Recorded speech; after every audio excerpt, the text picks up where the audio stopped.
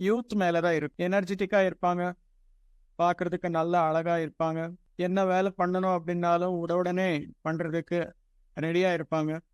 அதுக்காக யூத் அப்படின்றது முக்கியமான ஒரு பார்ட், முக்கியமான ஒரு டிவிஷன் அப்படின்னு சொல்லி எல்லாரும் நினைப்பாங்க. எதுக்காக இங்கே எல்லாருக்குமே நல்லா பிடிக்கும் இந்த யூத்ஃபுல்லா இருக்கிறது அப்படின்னா, நம்முடைய உடலுடைய எனர்ஜி மற்றும் மைண்டோடைய ஸ்பீடு ரெண்டுமே சிங்க் ஆகும். அதுக்காக எல்லாரும் என்ன நினைப்பாங்க அப்படின்னா, யூத்ல நான் இந்த மாதிரி பண்ணேன், அந்த மாதிரி பண்ணேன் அப்படின்னு சொல்லி சொல்லுவாங்க. பைக்கு 100 km/h ஓட்டுறியா அப்படின்னா யோசிக்காம எஸ் அப்படின்னுவாங்க.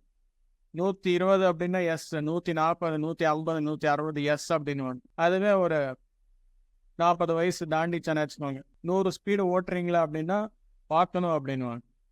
60 வயசு அப்படின்னா அந்த மாதிரி வண்டியே எனக்கு வேணாம் அப்படின்னு. எதுக்காக?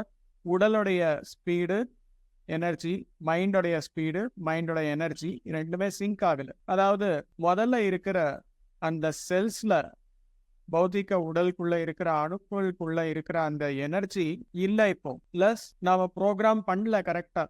எதுக்காக அப்படின்னா, நம்முடைய ஏஜ் ஆக ஆக ஆக, ரெஸ்பான்சிபிலிட்டிஸ் ஜாஸ்தி ஆக ஆக ஆக மைண்டோடைய ஒர்க்கிங் கேப்பபிலிட்டி வேற இடத்துக்கு போயிருக்கு. இப்போ ப்ரோக்ராமிங் எல்லாமே வேற மாதிரி இருக்கு.